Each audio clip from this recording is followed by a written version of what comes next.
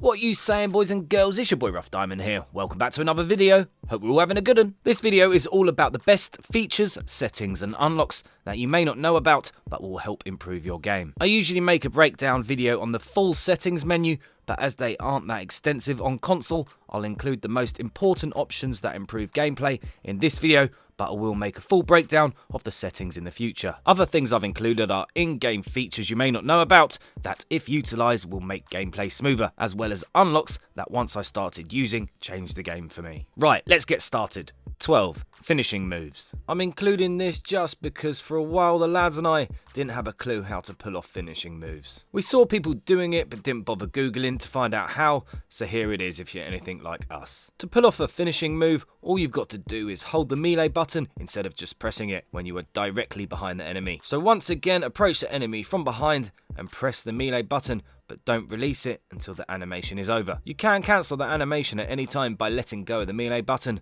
but in doing so will let go of the enemy and not kill them, something to remember. 11. Tap to slide. Sliding in this game isn't just for fun, it can be used tactically, like sliding under gunfire, around corners, or from cover to cover. The default is set to hold the crouch button, but if you change it to press, you get rid of that slight delay, but you've just got to remember every time you want to crouch from running, you'll slide. It could catch you out. Also, just quickly, there are certain areas that are only accessible by crouch walking, but if you slide in, you travel along the small tunnel pretty far.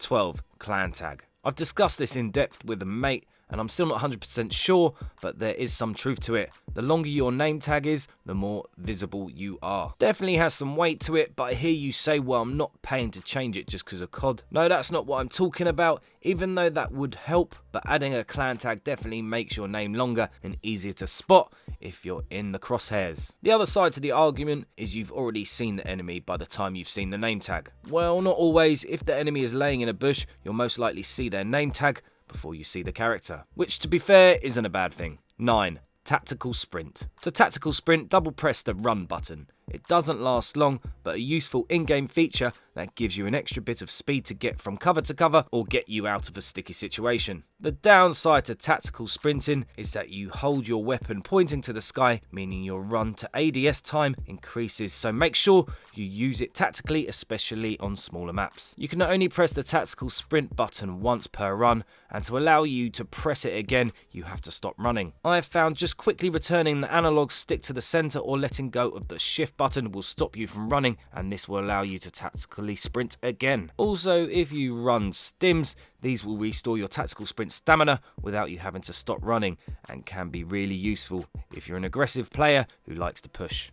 8. Motion blur and film grain. To improve the overall visual experience, developers add motion blur and other effects like film grain to games. Motion blur is self-explanatory really, and adds blur to your surroundings or weapon as your character moves. All for effect and adds to the immersive experience, but if you turn it off, it makes things a lot clearer on screen and easier on the eyes. Well, mine anyway. Film grain is basically a filter. It adds effects, also known as visual noise, to the screen to make things look more epic. Just like an Instagram filter really, but I also like to turn this off to make things clearer.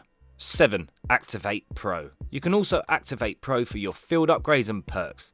This means instead of just having one field upgrade to choose from in-game, you have two, and for perks you replace your kill streaks with perk streaks instead. The only downside is that you lose your kill streaks, as I mentioned, which isn't a bad trade-off if you're looking to go all out sweaty, but for Field Upgrade Pro, you don't seem to lose out on anything, so it's well worth doing in my opinion. You can unlock Pro for both the field upgrades and perks at level 40, and you can do this by going to the perk or field upgrade menu and follow the prompts. 6. Auto mount. I've made a video on auto mounting in the past, so I won't go into too much detail, but it's basically instead of pressing command to mount, you auto mount your weapon when aiming down sight next to an edge. It's a useful feature and really gives you that extra aim stability, but it can make your coverage restricted. It's been nerfed quite a bit and definitely isn't as useful as it was on release, but still worth checking out. 5. Missions and blueprints. It's well worth grinding missions and unlocking blueprints in my opinion. Not only does it give you something to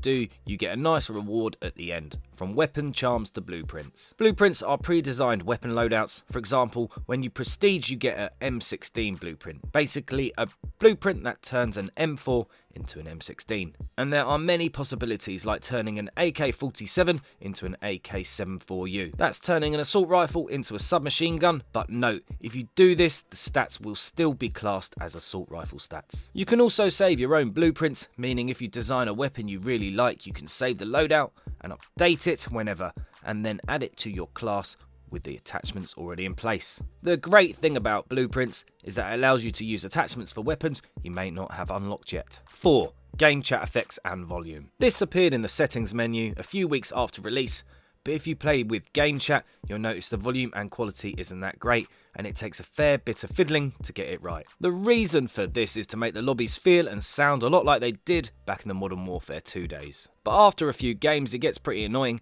and it can be a struggle to understand what your teammates are saying. There is now an option to change the voice chat effects. By default, it's set to stealth comms, and classic chatter from Modern Warfare 2 is also an option, but no effects works best for me. Then up the voice chat volume to a level that you can actually hear, and you won't notice the difference between game and party chat. One thing though, for some reason the setting needs to be changed every time you load up the game, as it doesn't save. And while I'm on the topic, if you're playing cross-platform or just want to have all players muted, there is an easier way than doing it manually in every game. There is a setting where you can mute everyone except party or friends, which saves you a lot of time. It's the first option under the voice chat subheading. I also hear a lot of people have trouble with the sound effects being too loud, which can all be adjusted to your preference in the audio section of the options menu, and whilst in this menu you can place specially designed audio taken from in-game that will make this easier just by following the prompt top left of the screen. 3. Tactical insertions. One of my favourite features in-game are tactical insertions.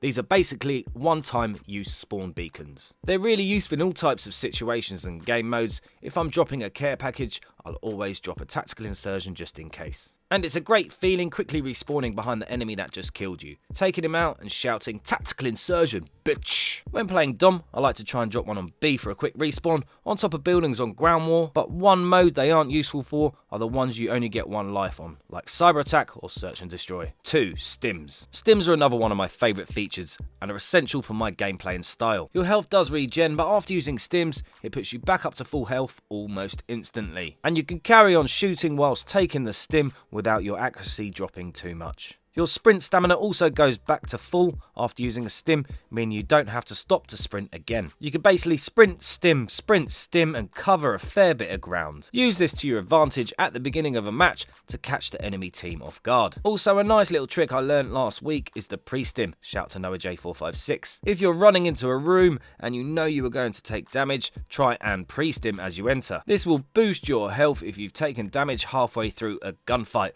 Also very useful with grenades. Tick, tick, stim, boom, you're right. 1. Snake Shot 357 Magnum. I've made a more extensive video on this before and how much I love it. It has been nerfed, but in the right hands it's still a very crazy weapon. One shot kill from hipfire at close range with 6 bullets in the chamber. The basic 357 Magnum isn't a great weapon, and to unlock the Snake Shot attachment, basically load shotgun ammo into the weapon, you have to reach level 29 with it. It's not hard to do, just takes some time to do, so I would suggest grinding on hardcore, as the enemies are easier to kill as everyone has lower health, or wait to double XP weapon weekend. That's it for the list, but I also want to mention running out of ammo. The more you play the game, the better you get, and the more you'll run out of ammo. One way to restock ammo or prevent you running out is ammo boxes. The other is large clips and perks, but if you don't want to lose those precious slots, try and remember where you died and then restock from your dead body. And one final thing I want to mention that wasn't worthy a spot is getting care packages stuck on cranes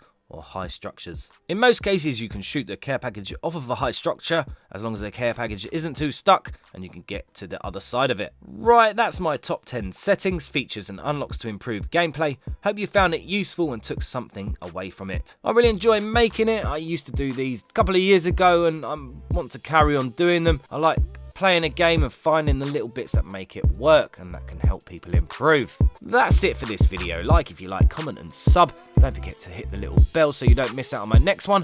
I've been your boy Rough Diamond. Laters. The reason for this is to make the lobbies feel and sound a lot like it did back in the Modern Warfare.